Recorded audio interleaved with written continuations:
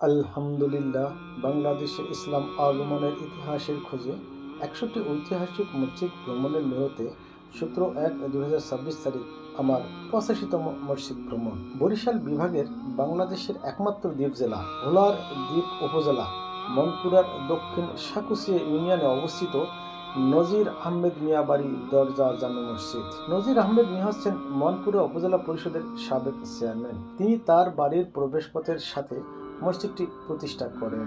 তাই লোকমুখে মসজিদটি নজির আহমেদ মিয়া বাড়ির দরজা জামে মসজিদ নামে পরিচিতি লাভ করে। ইতিহাস: মনপুরা বাংলাদেশের একটি বিচ্ছিন্ন দ্বীপ উপজেলা।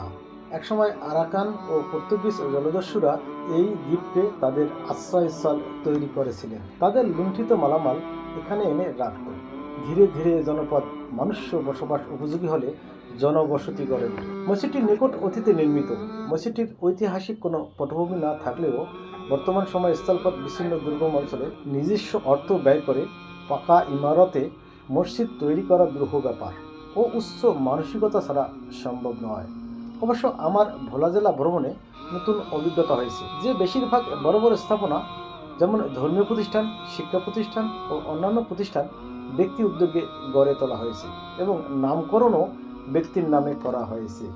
ব্যক্তি উদ্যোগে প্রতিষ্ঠান করার প্রতিযোগিতা ভোলা জেলায় লক্ষণীয়ভাবে বিদ্যমান রয়েছে, যেখানে বাংলাদেশের অনেক রাজনৈতিক নেতারা বিদেশে বাড়ি করার প্রতিযোগিতা করে থাকেন। সেখানে ভোলা জেলা তার থেকে ব্যতিক্রম মনে হয়েছে, কেননা দুর্গম অঞ্চলের বেশিরভাগ মানুষ অভাবী হয় আর বিত্তশালী মানুষজন শহরে বাস করে। এমনকি চরাঞ্চলেও বসবাসকারী অনেকে বিত্তশালী হলে পাড়ি জমায় শহরে। মসজিদটির সাথে দ্বিতল মাদ্রাসাও রয়েছে। বন্যা ও জলোচ্ছ্বাসের জন্য মাদ্রাসাটির গ্রাউন্ড ফ্লোর ফাঁকা রাখা হয়েছে। মসজিদের সামনে কবরস্থান রয়েছে। খোঁজ নিয়ে জানা গেছে সবগুলো প্রতিষ্ঠানই নজির আহমেদ চেয়ারম্যানের নিজের তত্ত্বাবধানে এলাকাবাসীর সহযোগিতায় গড়ে তুলেছেন। তোমার নাম কি? মোহাম্মদ মনির হোসেন। মনির হোসেন। এই মসজিদটার নাম কি? নজির চেয়ারম্যান বাড়ির দরজার মসজিদ। মসজিদটা কি নজির চেয়ারম্যান প্রতিষ্ঠা করেছেন? জি। ওনার নিজস্ব অর্থায়নে সব? মানুষেরও কিছু আছে। সকলের সহযোগিতায় করা। মাদ্রাসাটা নুরানি হাফিজা মাদ্রাসার ছাত্র কতজন তোমরা? 40 জন ছাত্র। হুজুর কজন পড়ায়? 2 জন হুজুর। আচ্ছা, এই মসজিদটা কত সালে প্রতিষ্ঠা জানো? কত বছর আগে হবে? 14 হ্যাঁ, 14 বছর হয়েছে মসজিদের বয়স। চলে। মসজিদে মুসল্লি কিরকম হয়? মোটামুটি হয়।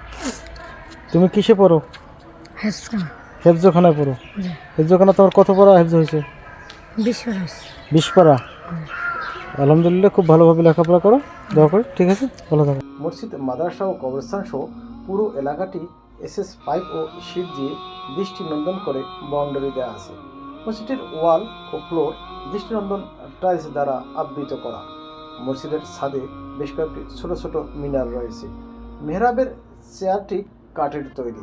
মসজিদটির পাশেই মনপুরা উপজেলার দক্ষিণ হাওয়া সি বিচ থাকায় বিপুল সংখ্যক দর্শনার্থী সি বিচে ঘুরতে আসলে ধর্মপ্রাণ দর্শনার্থীরা মসজিদটিতে এসে নামাজ আদায় করেন।